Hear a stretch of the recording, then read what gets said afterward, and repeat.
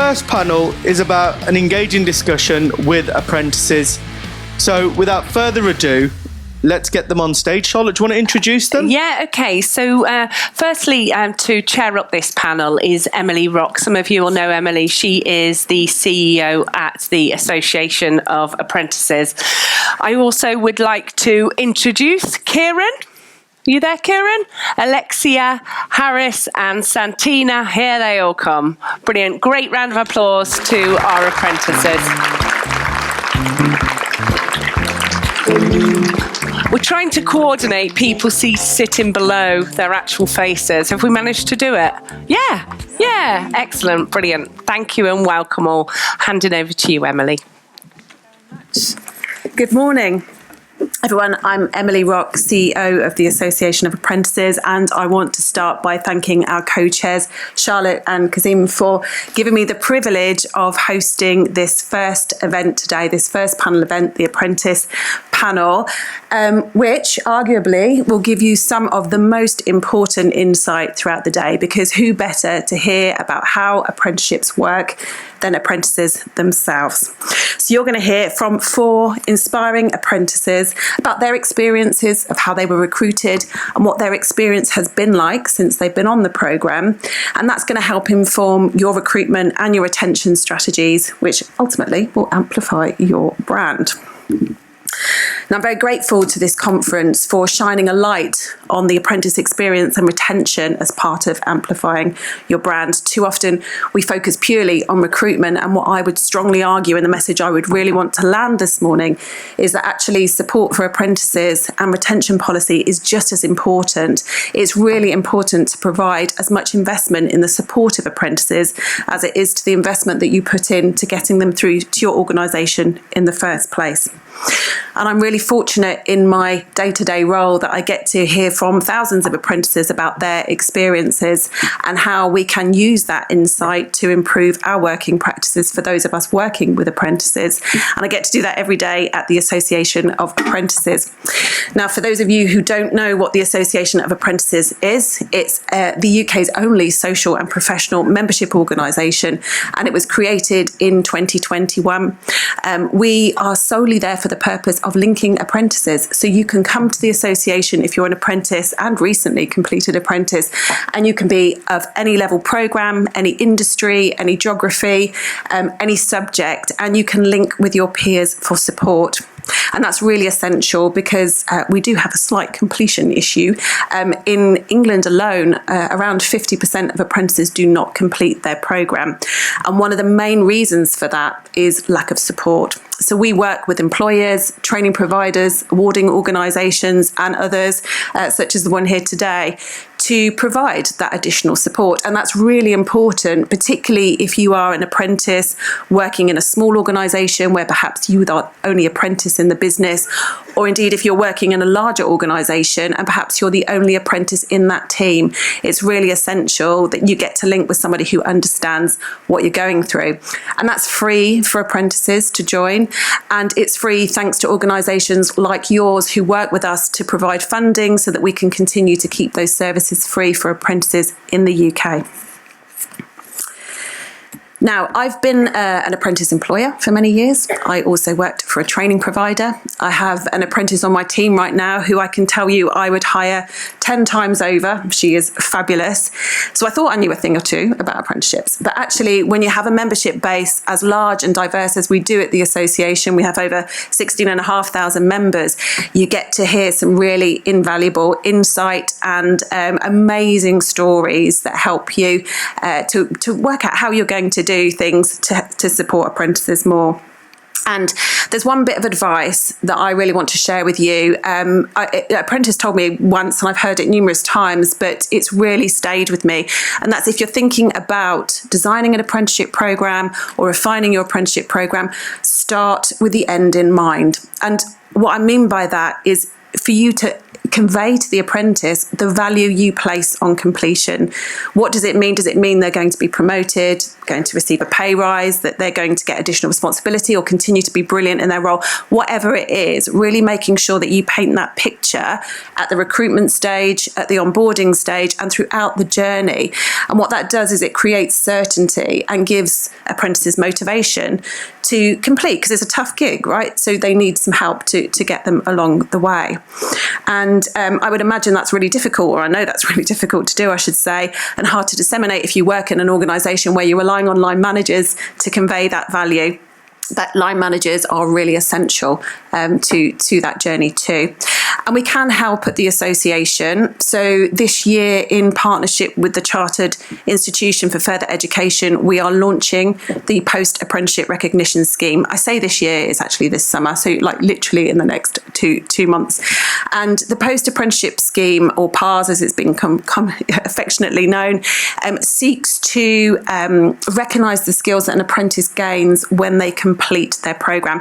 And I don't mean the technical skills that is assessed by an endpoint assessment organisation or outside of England, another authority, but this is the personal skills that an apprentice has gained because of the mode of learning that is unique to apprenticeships. So if I say to you balancing work, study, personal commitments, that gives you certain skills. If I say you learn the theory and apply it practically every day, that gives you a sense of the type of skills these individuals will have. And the award will come in the form of post-nominals. So apprentices will be able to have letters after their name that will signal to employers, actually, this is a real asset, this person's a real asset to my organisation. And that really helps with the end in mind if you're talking to apprentices about what they can gain at the end of their apprenticeships. And it really helps at a societal level to raise the parity of esteem for apprenticeships. And our vision is that every apprentice, every completed apprentice, will be able to apply for this. And you can do so if you wish to signpost it in your programmes from the summer. Now, I said that we would get the apprentices' view on programmes, so let's hear from them in turn. I'm going to ask them to briefly introduce themselves, and then we're going to get into a discussion about their experiences of recruitment and retention. And we will be able to come out to the audience for questions afterwards. So let's get started. Kieran, I'm just going to pop over. Do you want to introduce yourself? Hello. Okay, the microphone's working. That's a good start. So my name's Kieran Buxton. So I think I'm the only one on the panel who's probably a bit of an old guard to apprenticeships as an apprentice now, a former apprentice in youth work. But in my day job, I'm the partnership manager for an organisation called TRAC. And we are a not-for-profit flexi-job apprenticeship scheme that covers the East of England, East Midlands, and the South East of England. But as I mentioned, my experience, I started off as an apprentice in youth work, working for Norfolk County Council, and that's kind of really propelled my journey within the sector that I work in. I was an apprentice for 18 months and 3 days a week at the council, an apprentice promoting apprenticeships, so I really had to believe in what I was doing. But then I was also spent 2 days a week doing outreach youth work for an organisation called the Benjamin Foundation, which was very much about supporting those that are hardest to reach, whether it's through, being sort of quite new into the country, whether it's through poverty, whether it was cultural differences, homeschooled, just supporting a range of different young people between ages of 8 and 25, which I have to say at the time was very strange when I was a 16-year-old going into The Apprentice, supporting those older than me. But that really propelled my journey. I then promoted to become an apprenticeships advisor at the council and was managing the team at Norfolk County Council at the age of 19. And, where some of my friends were going to university, it really kick-started my journey. But The Apprentice has kept me within the sector. I'm going to be an apprentice again in September. So definitely, I think, I bleed apprenticeships at this point. But that's a short introduction to myself.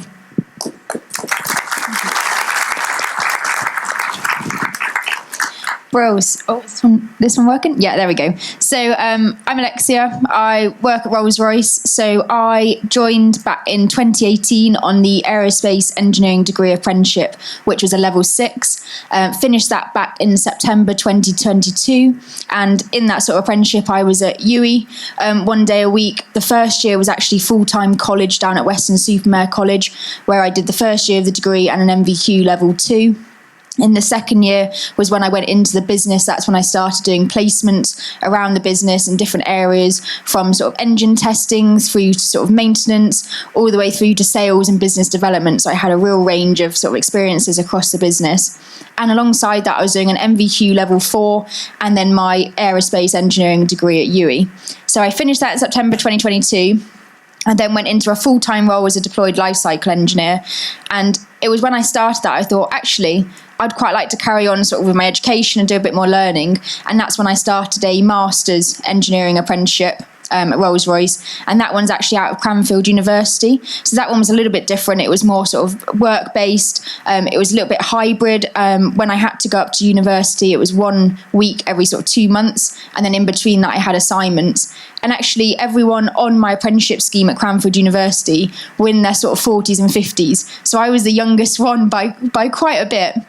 And that actually was really nice because it meant that I could get the experiences and the knowledge from people that were more experienced within their business, that were already sort of managers or leading teams. And I was able to get their advice and be able to help on my own projects in the business. And it gave me a view of basically where I want to go in the future. And that apprenticeship I'm due to be finishing in September. So just doing my dissertation at the moment. And I'm actually starting a new role in August, which is a nice little promotion, which has sort of come about because of the apprenticeship that I've done. So I'm now moving in to become a asset lifecycle engineer, project lead, working in submarines.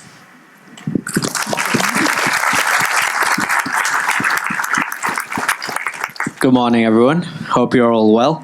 First of all, I hate smart casual. I always mess up. Everybody's got a suit on, apart from me. I always get it wrong. Want to thank Jag and Kasim. The venue's amazing. I was backstage. I thought I was going live on TV or something. It was so cool. But yeah, a bit about me. So I started apprenticeship in 2018 as well. Completely by accident. I was supposed to go to university, and I'll get more into it later, but my life fell apart essentially and I couldn't go to uni. But apprenticeship essentially changed my life trajectory, I'd say. I didn't imagine I'd be a senior software engineer within 5 years of being in a company without a uni degree, without any experience. So it's been absolutely amazing. I just finished my EPA, thankfully. Got my results yesterday. I did all right, managed to get first as well. And thank you. But all of that has been through support, through friends, families, colleagues, and people like yourselves are all here that have been supporting apprentices throughout their journey. And I think that is such an important role. And it's had a huge influence on me because I've gained so much from it. It's, I guess, inspired me to try and give back as much as I can by going to schools, by mentoring other apprentices, and sharing my experience. Because when I was in school, I didn't have no role model, no apprentice role model. Nobody, like anybody I knew who was successful went to university, went to a Russell Group university. And in my head, that was the only way I could be successful. But being an apprentice has opened my eyes, and I want to try to open as many eyes as possible. But yeah, that's a short intro about me. Thank you. So, hello everyone, my name's Santina Bunting. I'm currently a level 6 civil engineering degree apprentice at Arup, which means I go to Warwick University part-time on a block release basis. But my apprenticeship journey started when I was 15, so I went to a competitive grammar school. So it was very much the traditional route that was pushed, you know, after finishing GCSEs, go on to do A-levels and go on to do university. But I was really fortunate that my mom, she was such an inspiration for me. She had that school background, and so she was championing apprenticeships way before many people, you know, positively looked upon them. So she was encouraging me to explore that option. And then on top of that, my brother also did a level 3 civil engineering apprenticeship. So I was able to have that personal insight from him of what he did on a day-to-day basis. So I started out when I was 16, doing a level 3, going to college part-time, doing my BTEC. I was the only one out of 150 students in my school to do an apprenticeship after GCSEs, which is a statistic that I'm proud of, but obviously it shows that it's not the primary option at the time. So upon successfully completing my level 3 apprenticeship, I did that in 2 years instead of 3 years. So I'm now a qualified technician member of the ICE. And so outside of work, I'm really passionate about promoting apprenticeships. I've had the opportunity to work with UCAS, with Pearson's, and with the BBC. So yeah, I'm excited to be here today to talk about my journey with you guys.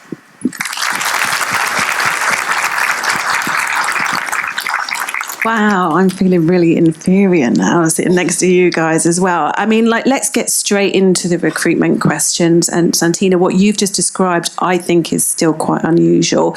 You know, for your mum to be able to promote apprenticeships, for your brother to be going through it. What I'm really interested in understanding from all of you is, how did you know you wanted to do the apprenticeship? What hurdles did you face in doing so? What was your experience of the recruitment process? And I'll start with Kieran.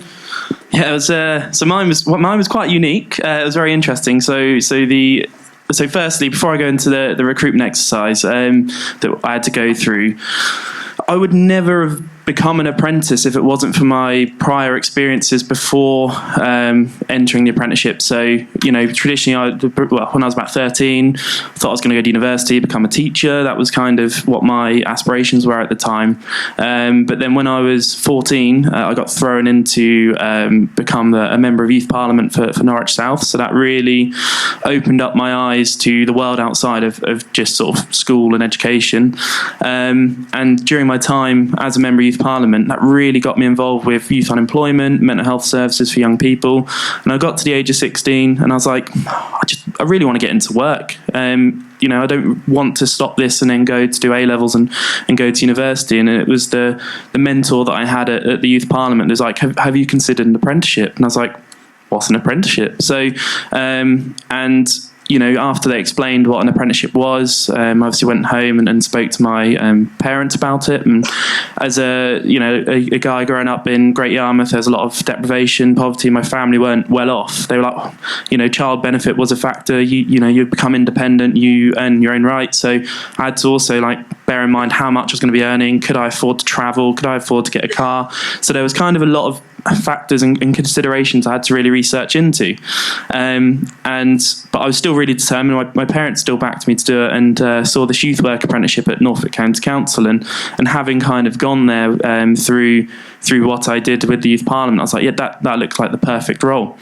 But the only thing I kind of had to consider was I was kind of the banker out of all my family to be the first to go to university as the youngest of 5 boys, so I was kind of very torn at the time, but I was determined, and so I was the youngest applicant, and the interviews was done in the style of the Apprentice TV show. So it was a 3-day assessment centre, and the final day, BBC Look East were there filming our presentations. We had to do the corny walk down the aisles of Carrow Road in Norwich, and it was really strenuous. On day one, we were put into 2 teams of 4, which we were battling out against each other around a marketing event to do with engaging with young people. So we had to, it was quite strange for me, because although that actually played into my strengths from Youth Parliament, these are all older than me. There's people in their 20s and 30s in my group, and there's just me, some spotty 16-year-old trying to get a word in. So I really had to kind of definitely bring the mature side of myself out. And the first day was very much about the planning, the preparation. Day 2 was all about the action, putting together a social media strategy, putting together a marketing plan. And day 3 then resulted in doing a presentation to the line manager, the training provider, BBC Look East, and I was very sort of fortunate to be successful in that application process. So that was kind of my recruitment experiences, which I'm a big advocate about. Can I just say, that sounds really extreme, doesn't it, as well? Do you advocate that type of recruitment process? Believe it or not, yes. So, but not quite as stern. So there's no TV cameras or anything. But so I've also had experience of managing an apprenticeship program from an employer perspective when I was at Flagship Group, and we do assessment centres as well, but probably or we did assessment centres probably a little bit more low key, so it wasn't as strenuous. But the reason why I'm an advocate of that approach is, not everyone's good at interviews, not everyone's good at writing a CV or application, and it gives people an opportunity to really show their skills. Like if we went through the traditional interview process for that apprenticeship, considering, okay, I had good voluntary experiences with the Youth Parliament and also doing youth work at a local youth work club. what else would I say? You know, one of the other apprentices that ended up being successful was a former business manager. One of the other apprentices had just finished a classical civilization degree. One was a cruise ship singer. And then there was me as the fourth apprentice that was successful. So, and I think if I was there sitting there talking about myself and my experiences, okay, I might have got through it, but at the same time, I might not have, because I didn't have as many experiences to share as what the other participants had. You know, there was over 85 applicants for those 4 positions. And as I mentioned, I was the youngest one going for that. So if I didn't have the opportunity to really give it a go, I'm not sure I would have been successful. Yeah, and I think in terms of advice then for employers who are in the audience, some sort of method that allows somebody without experience and without sort of the qualifications to showcase their strengths is what you're saying. Yeah, 100%. So, you know, the model and I'm not saying it's perfect, but the model I implemented from an employer perspective was, okay, there's still an application process, but it was anonymous, so there was no names attached, there was no, you know, so we couldn't be partisan. But also, the first stage was an assessment centre, but like I said, it was a bit more low-key, not TV cameras, didn't want to scare people. But it was activities and skills linking to the role that they were applying for. So like with property maintenance positions, for example, it was very much, you know, egg challenge and balloon tower, and there was, you know, going into the booths and putting up a shelf, for example. But then the second part was also an interview. So for those that might have been a bit nervous on the day, they had a second chance to be able to describe what they would do and what they've done. But equally for those that had struggled in that interview section, they also had the assessment centre that they had been involved with, and that was the way that we kind of implemented recruitment, because it tried to cater for all those different skills that candidates will have. Alexia, same question to you.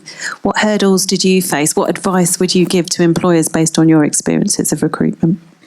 Yeah, so recruitment wise, when I was at sort of A-levels at sixth form, my sort of school I went to was very much Oxbridge. I was lucky enough to go to a private school for sixth form, and I sort of heard about apprenticeships back when I was in year 9. I knew I wanted to go into engineering from sort of quite an early age. I was sort of quite a tomboy, enjoyed sort of maths, physics, that sort of aerospace, helicopters always baffled me how they just sort of floated about. And yeah, so I found out about apprenticeships in year 9, heard about the fact that you sort of got industry experience, didn't have the debt, still got a degree, and sort of knew that was a route I wanted to take. And luckily my parents were really supportive, as sort of Santina was saying, that they were very much sort of could see apprenticeships and could see the benefits of apprenticeships and why I should go and do it. So in sixth form, I sort of said to my careers advisor, I want to go and do a degree apprenticeship in engineering. And she turned around and said, oh, the only one I know about, you can join the army. And I was thinking, I don't want to join the army. I don't want to be sort of do all the basic training and everything like that. It wasn't the route I wanted to take. So I started doing my own research, looking into it. And my sort of sixth form was very much, you need to create a personal statement, you need to apply to uni. And actually, I didn't tell them, but I didn't apply to university at all. I only applied to degree apprenticeships. And I was really fortunate that sort of a lot came back to me, and companies invited me to assessment centres. And all of the assessment centres and all the application processes for all the companies I applied to were very similar. And actually, having written a personal statement, I could take snippets from that to answer a lot of the questions, because they were all very similar. It was sort of, why do you want to go into this apprenticeship? Tell us a bit about yourself. Why do you think engineering is a career for you? And those sort of questions. And once I'd answered all of those, the company then came back and said, we'd like you to do some online tests. And this was for a lot of the companies I applied to. So that was sort of online maths tests. It was sort of the personality test to find out what you're like, how you interact, how you sort of solve scenarios and situations. And then it was, once you pass those tests, they then invite you to a one-day assessment centre. So all of mine were in person. Each one was ever so slightly different, but still sort of following the same sort of theme of, you do a team building activity, you have sort of 2 interviews, one of which I had to give a presentation about whatever they decided I needed to give a presentation on, which was different. And at Rolls-Royce, they change it every year. So people can't influence or tell people coming in, get prepared, this is what it's going to be like. They only give you sort of 2 weeks notice. So did all of that, did the presentations, I had sort of assessment centres at about 4 different companies, and then luckily Rolls-Royce came back and offered me the role, and I accepted. And then actually following that, I was really fortunate that I ended up having 5 other offers, and I was like, no, I'm going to stick with Rolls-Royce and go there and make sure sort of other people get the opportunity. What was it about Rolls-Royce in particular as an employer that caught your eye? What was really attractive to you? So I think for me, it was more the actual work I would be doing as an apprentice.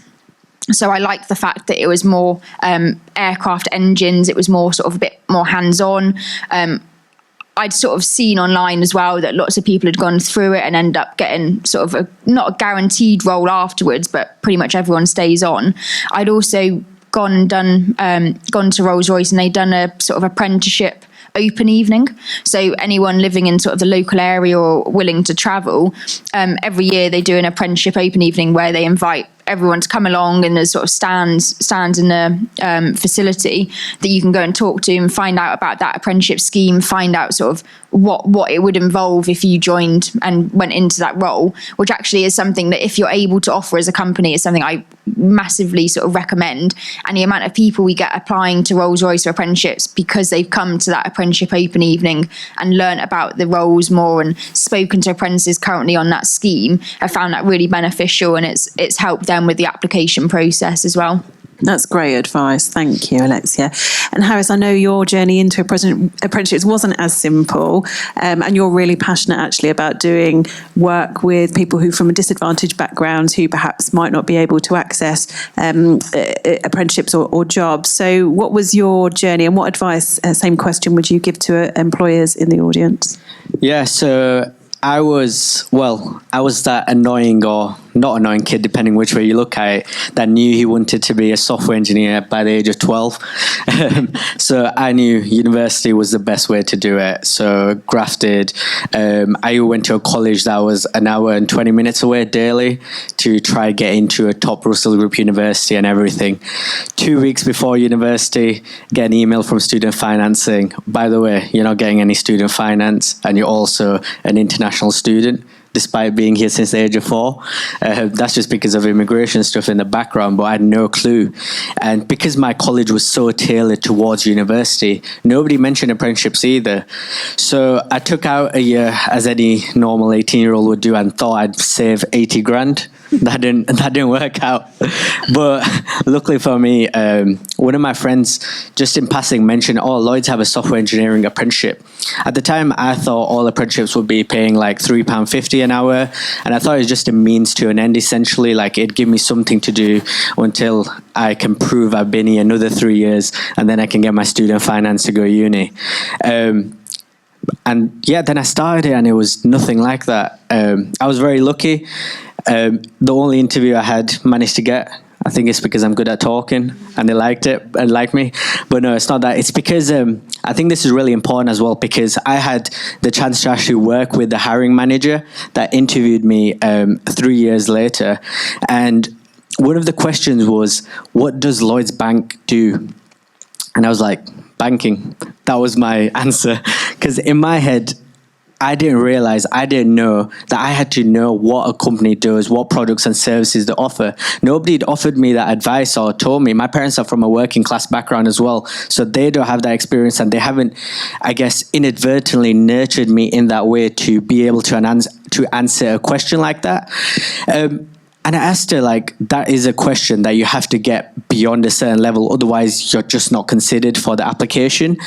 And she was like, the only reason I ignored that advice given was because I could see your passion for being successful and your motivation behind it. So my advice to companies would be sometimes see past the red lines, especially in large organizations where there's a certain script, like you have to meet X, Y, Z criteria to even be considered. Sometimes the experience an individual has or the motivation they bring from elsewhere can be used to demonstrate that. Because I used to tutor while I was doing A levels for GCSE, and that's what I guess impressed her enough to offer me the apprenticeship. Fantastic, thank you. We've got a round of applause for that. Santina, I know you've briefly described your route into apprenticeships and the support from your mum, which is amazing as well. Did you find any hurdles in the recruitment process though? And what would your advice be to the audience today? Yeah, I think I had quite a good recruitment process. So like Alexia said, I was really lucky. I knew that I wanted to do engineering from a young age because I'd done work experiences and I've done volunteering and all that sort of thing. So that really helped me to identify the top companies that I wanted to go for. So I applied to 5 different companies and, through Arup, they were the first people who got back to me. I did the interview and they were also my top company. So I think I only had to do an interview and assessment centre. And then I got the role, which was quite good. But I know a lot of people, they have about 5-6 different stages. And I think one of my big advice to employers is really think about the time when you advertise your posts, especially a lot of students who are in sixth form. If you're doing it in February, that's near exam season. So a lot of students, when they're doing their mock interviews, when they're preparing for their assessment centres, they have their exams at the same time. And that's a lot of pressure on students. And I think I was really lucky with Arup. So they advertise in October, which is sort of in line with, university deadlines when you have to submit to UCAS. And then I got my results back and the interview was done in March. So, before my exams had started, I already knew that I had secured my apprenticeship. And I think that really allowed me to put my best foot forward and showcase my best skills because, I didn't have the stress in the back of my mind. I was able to properly focus on my application, give it 100%. Whereas a lot of my friends currently at uni who are also apprentices, they said it was a lot going on, a lot of stress. So I think if you can move your application season forward, that would really help students and they can be the best applicant that they can be. Oh, that's awesome advice. Thank you very much. And we've covered quite a lot on recruitment, and we said, and I'm really grateful again to Conference for shining a light on retention. And for this, I specifically mean around, how do you stay with your employer? What keeps you there? What support do you really value? So my question, and first to Kieran, is tell us about your experience. Is it what you expected? What do you value the most? What more support would you want if it was available? And that's coming at it as a past apprentice, I know. So I guess one thing is for a team in the business not to make your team redundant after completion. But no, on a serious note, I think for me as an apprentice, my apprenticeship, let's say, was at Norfolk County Council and with the Benjamin Foundation. For me, the value that they brought was firstly, the collaboration with the other apprentices within the team was big, but if I didn't have other apprentices there, I think one area that the business could have improved on at the time was actually collaboration between apprentices within the organisation. Norfolk County Council is a large employer, and actually I didn't start meeting other apprentices until I got involved with the Apprenticeship Ambassador Network. So, and that shows, because we weren't the only 4 apprentices within the council, and so I think actually, although everyone is recruited into their roles, it's quite important that apprentices can also work with each other, because although they might be on different standards or on different pathways, but actually being able to just share best practice, we all do it as individuals and as businesses, regardless of the sector that you're in. And I think that's kind of the same for apprentices, being able to work together, whether it's just a kind of an apprentice forum that happens once a quarter or once a year, whether there's a celebration event to bring all the apprentices together.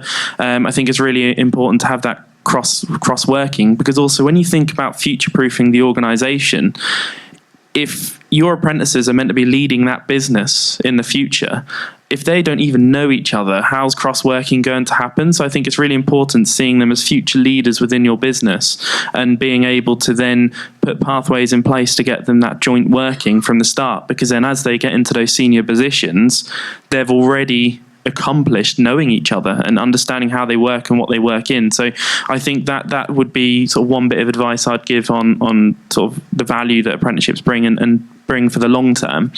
What was your other question? Sorry, Emily? Well, you kind of answered it all in one, actually. But as you're talking, what I'm also interested in is what's been the biggest impact on you? Good or bad? Both. Okay. The reason why I say that is I think it's also important to accept, I think apprentices are going to have challenging times. So when I'm actually advocating to potential apprentices, I do talk about the challenges as well, because if you go to a potential apprentice, everything's perfect, and then something goes wrong, that could throw them off. So I think it's being reasonable that no matter what role that you go into, there is the chance that something could go wrong throughout that apprenticeship. I think the biggest benefit, the biggest positive for me was actually building my network. So although it's really important to be able to complete the qualification, to get the knowledge, skills, and behaviours I required for youth work and beyond, but actually without kind of building your network and building your profile, you don't necessarily know about where you want to go, or what opportunities you might have personally, or you might be able to present to the business as well.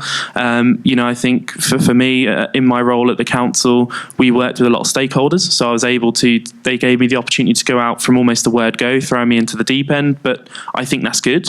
But also bear in mind, depending on someone's, if someone's got neurodiversity, then that might not be good as well. But so trying to tailor that. But I also think being open for your apprentices to join those networks, whether it's the Association of Apprentices, whether it's Apprenticeship Ambassador Network, whether it's the Multicultural Alliance, I think it's really important, because that gives them an opportunity to build themselves, but potentially build business for your organisations as well. So I think for me that the good was being able to raise that profile. The challenge, which it for me was probably more consistency, and that's that's across all areas, not just one. So for me, with my provider, the consistency was changed when we changed tutor. So actually I struggled for the first few months. So having ADHD as well, I kind of needed a bit more consistency around that, and actually at the start was quite challenging, because the tutor was very set in her ways, even though it was kind of on the job learning, and kind of she struggled and I struggled. But then when there was a change in tutor, we just gelled.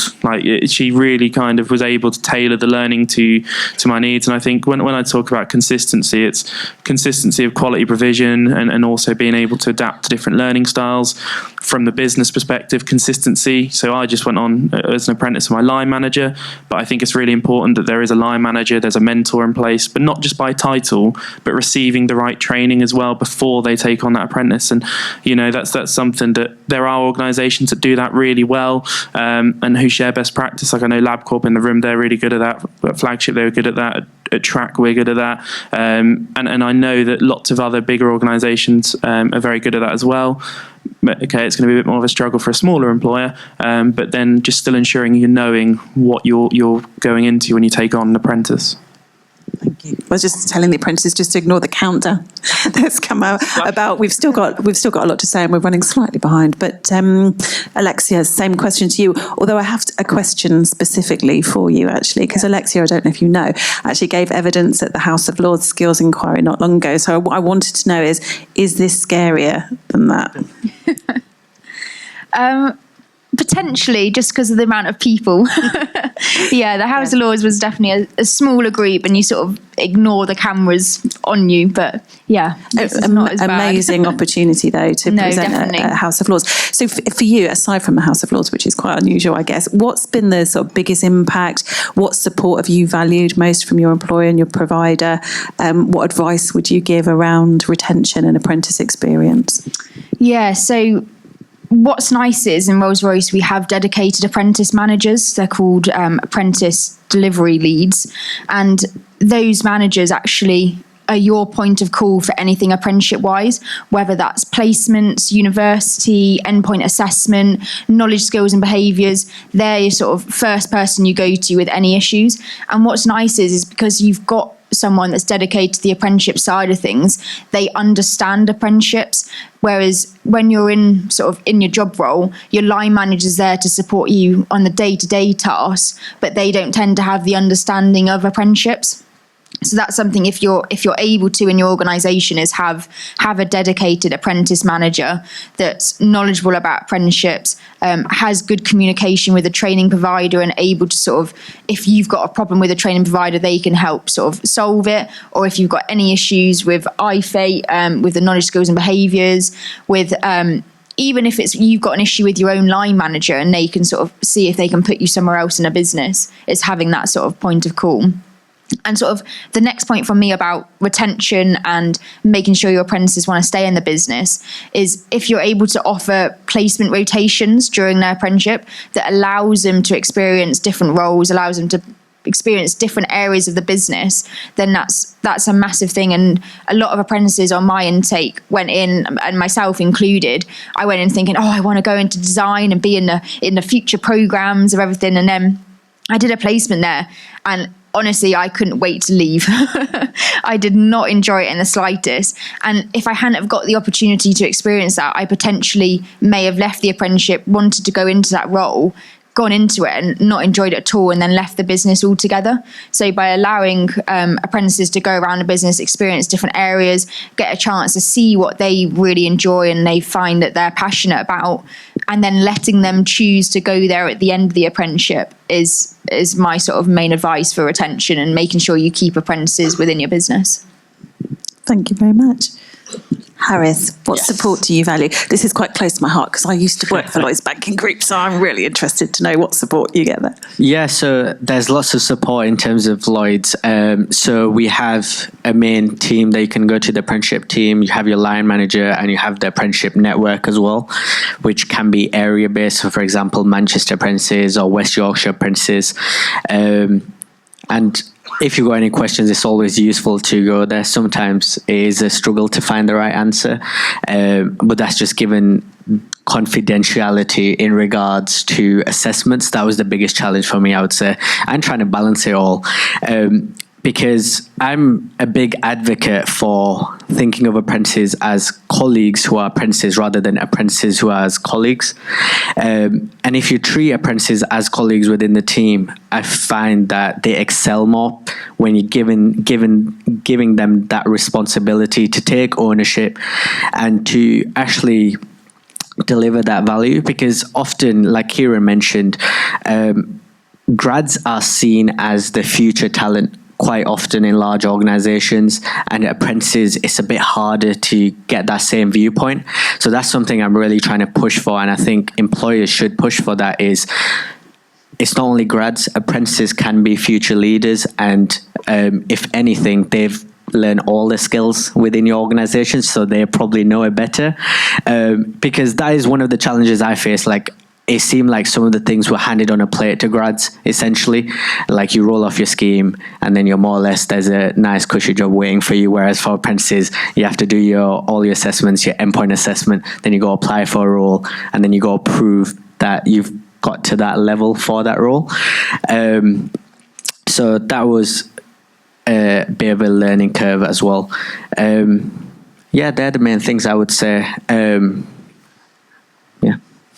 Okay, thank you very much as well. Santina, same question to you. Yeah, thank you. So I think I can definitely positively say that my apprenticeship has helped shape who I am today. I think going into a job, nobody 100% knows what to expect, but it's definitely matched my expectation in the skills that I've developed. And that's not just technical skills through working on different engineering projects and working in collaboration with different teams, but the important employability skills. So, collaboration, communication. I'm communicating with different teams while working on projects. Organisation, an apprenticeship isn't easy. You're managing going to college and university, and it can be a struggle to balance workload, but I've really been able to stay organised and on top of everything. And then also team working skills, working with my team, wider people.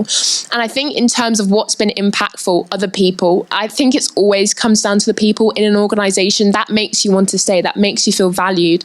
And I'm really fortunate that in my immediate team, they're so supportive. For example, my line manager's been at the company for 30 years and she's just got so much experience, and I'm like trying to drink it in as much as possible. But I think if you create that good supportive environment, that's really important. And one thing I'd really advocate is making it mandatory for line managers, buddies and mentors to do training on apprenticeships, because I think that's something that in my company I'm trying to push for and we'll be introducing in September with the new cohort. But many people in a company, they go through the traditional route of going to university and they don't understand what an apprenticeship is, because it can be very complicated. You've got to tick off all your KSBs and you've got to be able to do different tasks to show that you've had that well-rounded perspective of your apprenticeship. And a lot of the issues that I've seen that have arisen is because that lack of understanding is there. And so I think if at the beginning, when an apprentice comes into the company, if the people who are going to be surrounded by them have that understanding, then it will really aid the apprentice. Because when I started, I was the first person, that my line manager, I was her first apprentice, and it was really much a collaboration of both of us, and she was flexible, and I really, really valued that, and it made me have such a good journey that I've had to this day.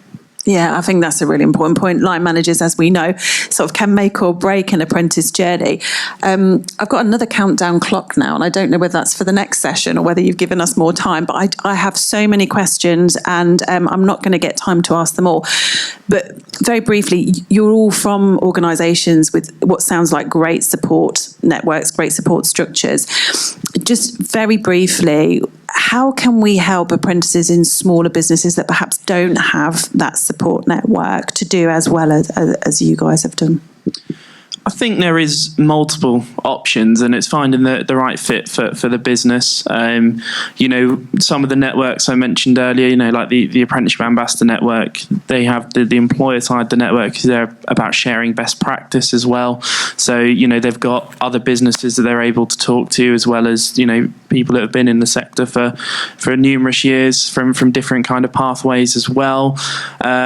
So I think for small business as well, the other option is, not as a plug for what I do, but there are the not-for-profit flex-job apprenticeship agencies as well that, although there's a small management fee to it, but actually that takes away almost the HR quality part to it as well. So, very much we have a lot of our host companies within our organisation are small businesses who want the employee. They want someone new and fresh into the business who they can train up, but they don't really feel like they have the time to work with the training provider to understand how apprenticeships work, to understand as in the formalities, not so much the learning side. So I think actually almost better promotion of those organisations like the one that I work for is also quite important as well, because it just gives businesses another option to choose from.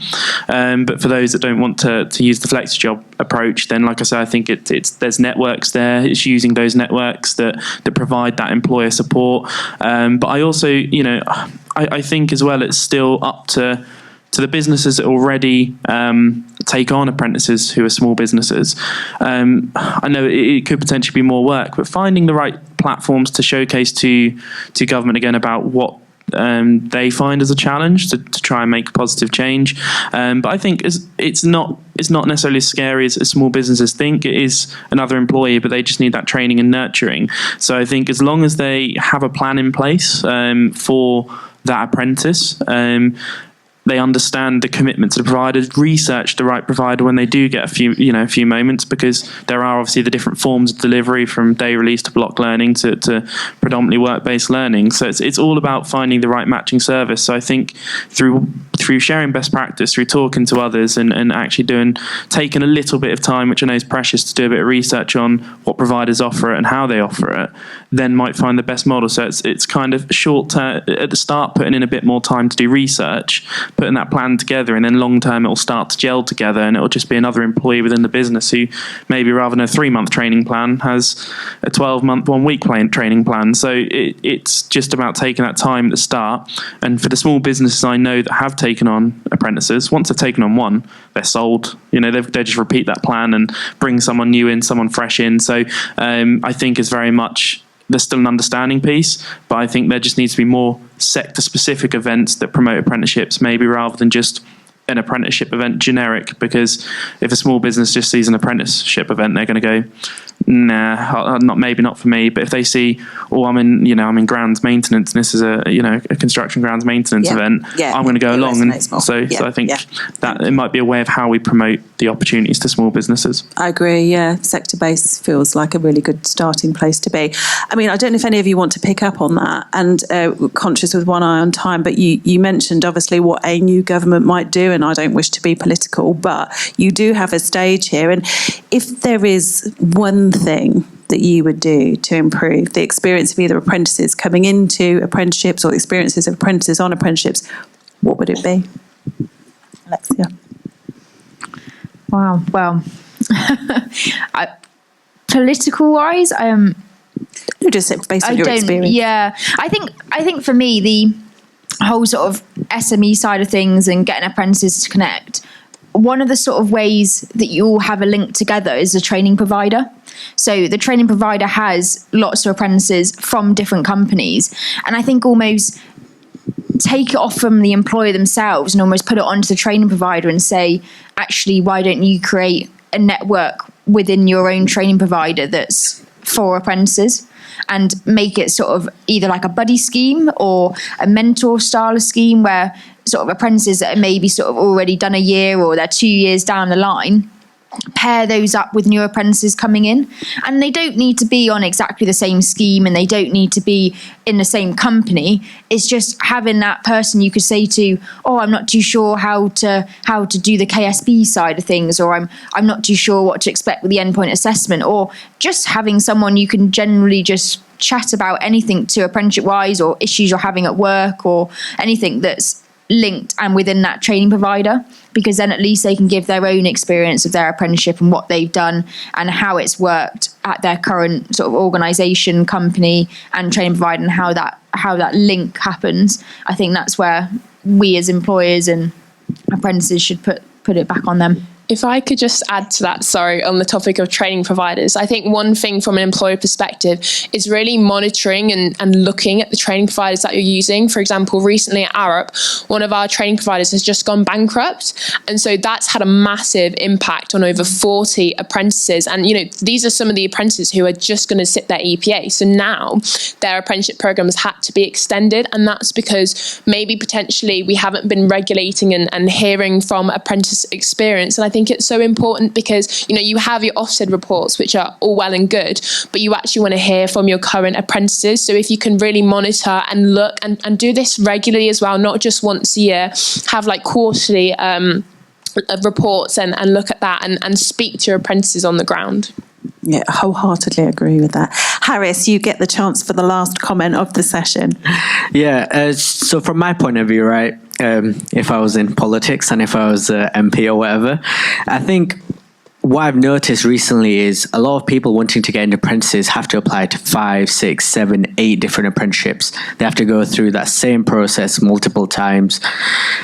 So one way to tackle that challenge and actually encourage people to apply, but do it that one time. So similar to your UCAS application, universities are all looking for a different thing, but they're flavors of the same thing. So if it was sector-based, for example, I want to be a software engineering apprentice and don't really know which company, they're all looking for the same behaviors and skills. So why not have a single portal where you could go through, a consolidated application process that is similar for all organizations, and then the organizations can look in that pool to specifically take out individuals they want to interview as part of a wider assessment there.